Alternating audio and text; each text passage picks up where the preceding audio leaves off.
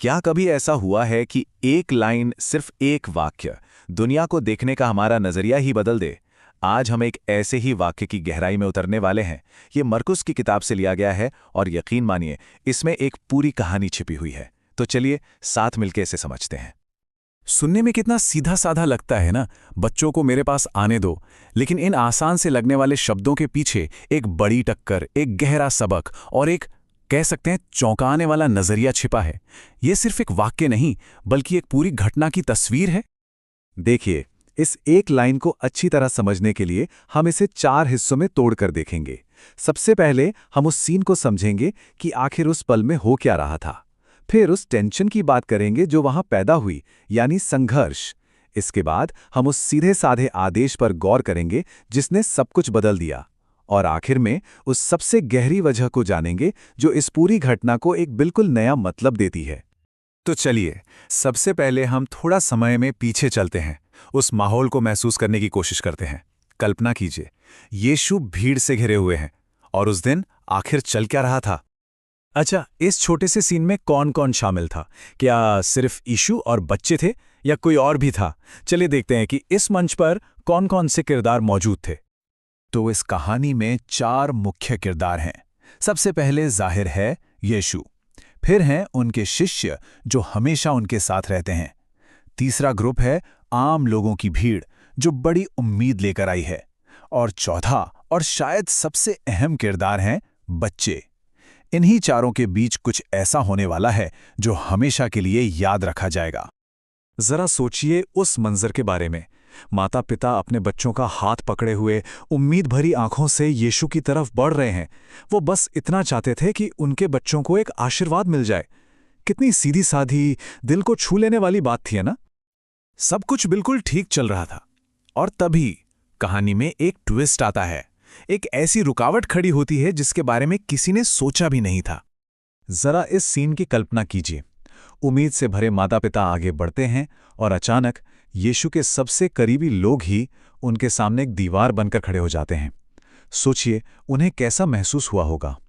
यही है इस कहानी का असली संघर्ष। लेकिन यहां एक बड़ा सवाल उठता है, यीशु के अपने ही लोग, उनके शिष्य ऐसा क्यों करेंगे?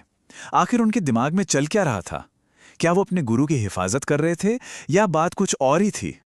हो सकता है वो सोच रहे हों, अरे गुरु के पास कितने बड़े बड़े काम हैं, इन बच्चों के लिए कहाँ वक्त है।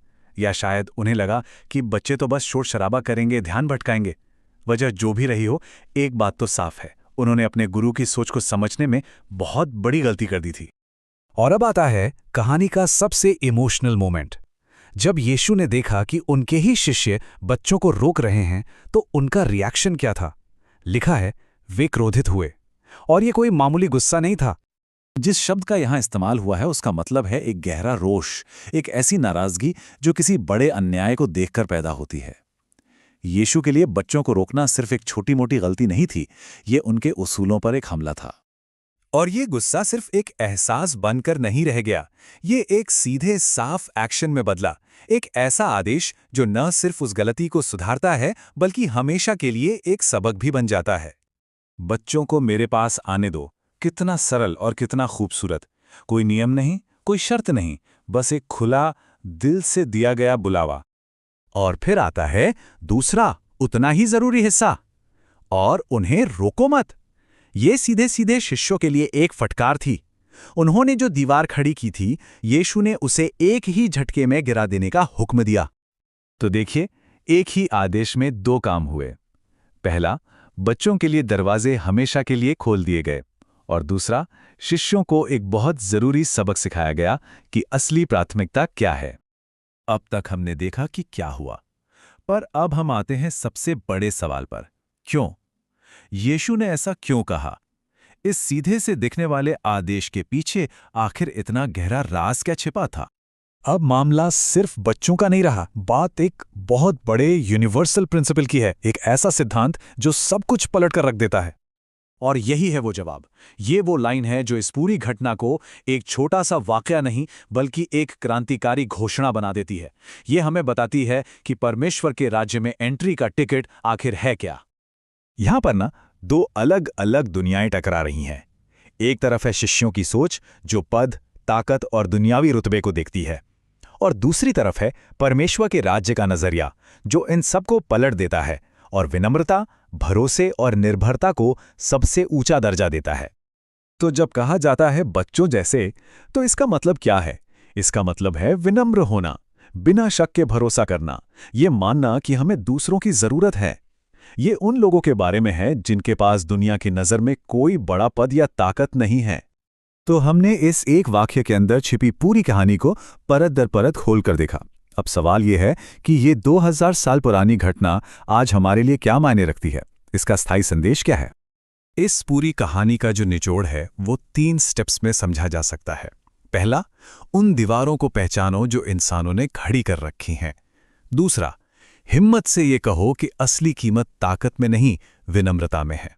और तीसरा, उन दीवारों को गिरा दो और बाहें फैलाकर सबका स्वागत करो। तो आखिर में ये सवाल हम सब के लिए है। आज हम अपने आसपास कौन सी दीवारें देखते हैं? हमारे समाज में, हमारे काम की जगह पर, यहाँ तक कि हमारे अपने दिलों में? वो कौन सी रुकावटें हैं जिन्हें ये एक छोटा सा वाक्य हमें तोड़ने की चुनौती देता है? इसका जवाब शायद हम सबको खुद ही खोजना है।